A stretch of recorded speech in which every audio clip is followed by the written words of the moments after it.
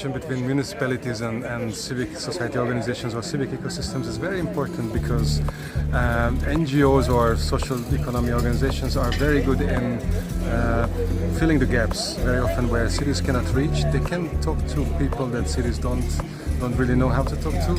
And also they have a lot of big diversity of skills that are not necessarily something that the municipality would have. So they can be actually very important support in all kinds of social and cultural and environmental challenges. And it's also that they are very efficient in using funds. They are very efficient in mobilizing maybe volunteers, all kinds of activist resources. So that's a different kind of contribution to the same maybe issues or challenges that municipalities would address in a more regular funding framework.